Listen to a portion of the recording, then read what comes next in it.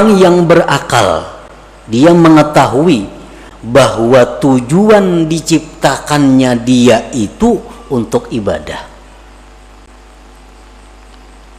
Orang yang berakal itu mengetahui bahwa tujuan Allah menciptakan dirinya itu untuk mengabdi kepada Allah. Allah berfirman, tidak aku ciptakan jin dan manusia melainkan untuk menyembah, mengabdi, beribadah kepadaku. Nah, maka sesuatu apapun yang menghalangi ibadah dan ma'rifat, maka dia akan minta kepada Allah dikeluarkan daripada keadaan itu. Nah, para muhibbin rahimakumullah. Jadi Allah menciptakan kita ini adalah untuk beribadah kepada Allah. Dan kita kada bisa beribadah kepada Allah kalau kada punya sarana dan prasarananya. Allah sediakan kita ini usaha. Allah sediakan kita pekerjaan. Allah sediakan kita macam-macam. Untuk apa? Agar semua itu membawa kepada ibadah. Nah, itu tujuan hidup yang diketahui oleh orang yang berakal. Lalu apapun pekerjaan, apapun keadaan yang menghalangi tujuannya itu ibadah, dia akan mundur dari keadaan itu dan berpindah kepada keadaan yang lain. Nah, ini orang yang berakal. Jadi tujuan hidup ini bukan kita berdagang, bukan. Tujuan hidup belaki, bukan. Tujuan hidup babini, bukan. Tujuan hidup berusaha, bukan.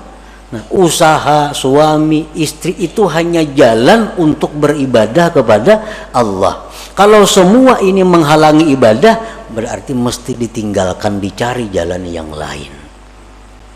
Nah, para muhibbin rahimakumullah. Nah, disitulah kita merenungi, disitulah kita disuruh tafakkur. Apakah selama ini aku hidup hanya untuk dunia atau aku hidup untuk ibadah? Bila mana aku hidup untuk dunia, berarti aku menyalahi kudrat diriku, fitrah diriku. Bila aku hidup untuk ibadah, berarti aku di jalan yang benar. Nah, jadi silahkan berdagang, silahkan berusaha, tapi ingat, usaha ini diciptakan Allah untuk ibadah. Nah, silahkan bergaul, silahkan berkawan, asal semua itu membawa kepada ibadah. Nah, jadi apapun pekerjaan, apapun keadaan yang menghalangi kita ibadah, itu mesti kita ditinggalkan, mesti kita tinggalkan. Kalau kita tidak ingin rugi di dunia dan akhirat. Jangan sampai kita ini dilalaikan oleh hal-hal yang sifatnya duniawi. Ya ayyuhalladzina amanu la tulhikum amwalukum wa la auladukum an dzikrillah wa may yaf'al dzalik fa ulaika humul khasirun. Hai orang-orang yang beriman, Allah menghitab kepada orang beriman. Nang kada beriman kada diurus Tuhan. Ujar Tuhan, janganlah melalaikan akan kamu, harta kamu, anak kamu daripada zikrillah. Artinya jangan sampai kita mengurus harta, kita mengurus anak, kita lupa kepada Allah. Bila demikian halnya, Allah menyatakan kita rugi. Kalau sudah Allah menyatakan rugi itu, ya rugi yang sebenarnya. Bujur-bujur rugi artinya. Nah, itu artinya Allah bukan melarang kita mengelola harta. Allah bukan melarang kita mengelola anak. Tetapi yang dilarang Allah, jangan sampai itu melalaikan kita daripada zikrillah, daripada mengingat Allah.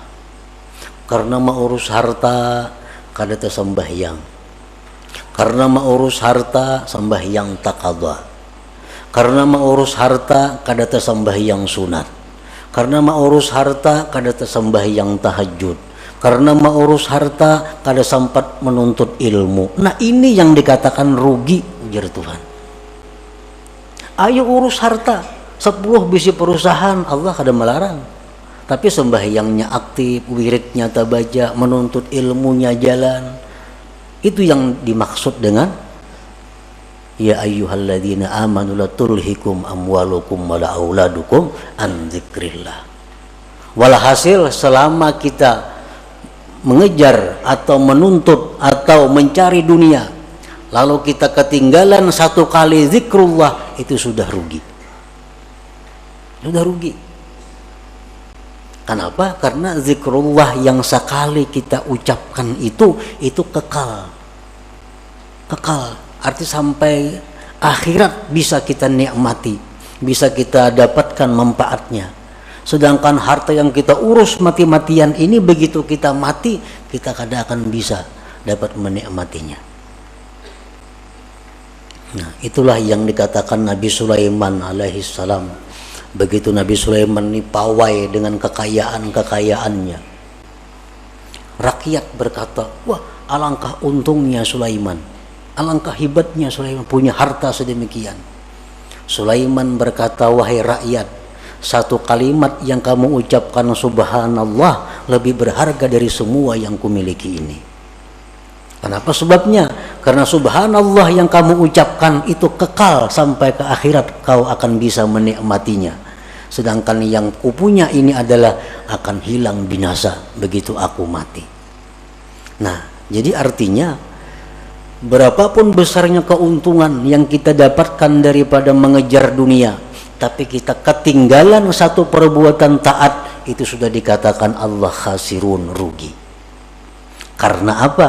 Karena tujuan manusia dicipta untuk taat, bukan untuk mengejar atau mengumpulkan hal-hal yang sifatnya duniawi itu. Nah, para muhibbin rahimakumullah, itulah sebagian dari apa yang dimaksud dalam hikmah yang ke-19 ini. Mudah-mudahan Allah Subhanahu wa taala memberikan taufik hidayah kepada kita sehingga kita bisa mampu mengamalkan apa-apa ilmu yang diberikan oleh Allah kepada kita. Ila hadratin